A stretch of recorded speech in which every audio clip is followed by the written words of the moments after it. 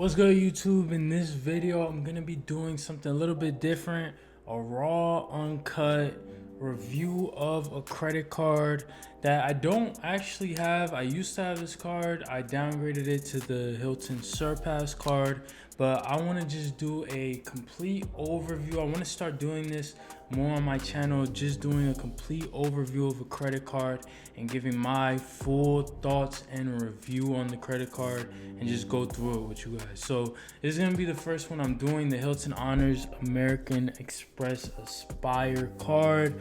So we're gonna get right into it. So this is one of those big boy credit cards at a $550 annual fee. So right off the bat, it's gonna be one of the more expensive credit cards to maintain.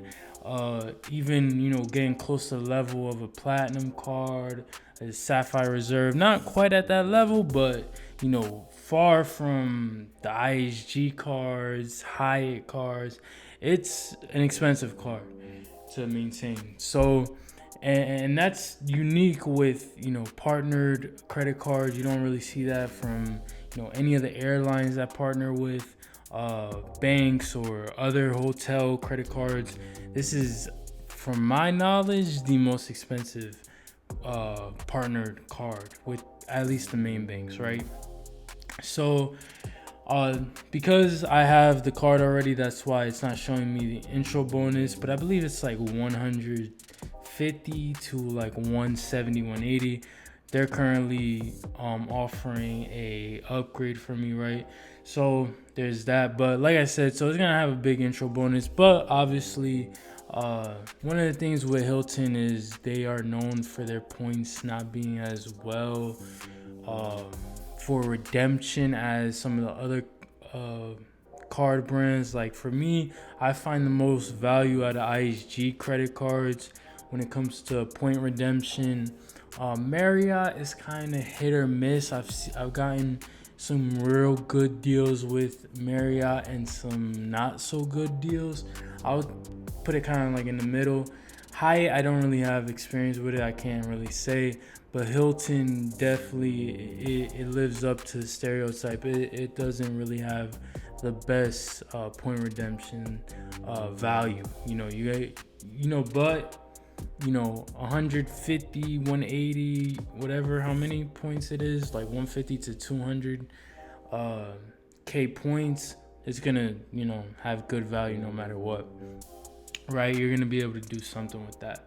So going into the multipliers, 14x on hotels, 7x on travel, 7x on dining, and 3x on each dollar spent on other eligible purchases.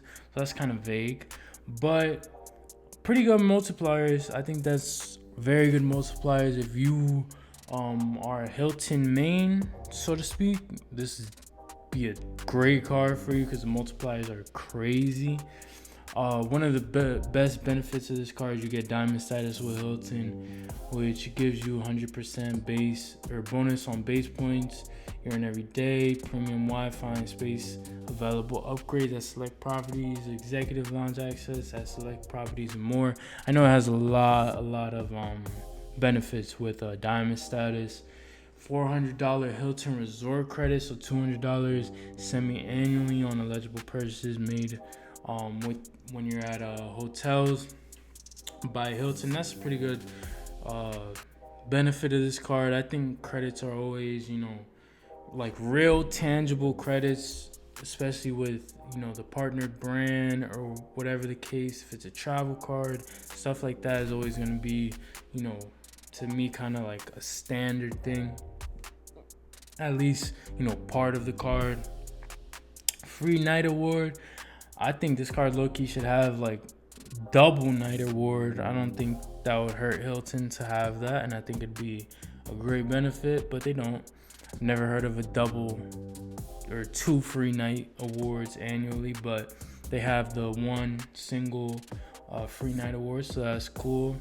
And then they got a $200 flight credit, $50 in statement credits each quarter for a total up to $200 each year on flight purchases made directly with an airline through Amex Travel. So that's a pretty good credit as well. $200, but this is a hotel card in the first place, so having a flight credit is kind of like cake. And then $209 clear plus credit, so you get clear. So this is pretty robust benefits. 5 very strong benefits and crazy multipliers. So that's, for the most part what it is. And then obviously you're gonna have some ancillary stuff. But to me, if you are a Hilton loyalist, this is kind of a no-brainer. Obviously, if you're a Hilton loyalist, right, you're gonna get the card with the most benefits. But for people outside of that, this does offer some really good travel, just overall travel benefits. The flight credit, the Clear Plus credit, and the free night award. It does get murky when you have other credit cards. Like if you have a Venture X and or a Platinum and or a Reserve, and or a Bank of America, whatever Black Card, City, Premier, and all this. Like when you have one or more of these cards, then it can get redundant. Like the clear with the clear credit, or for example, right?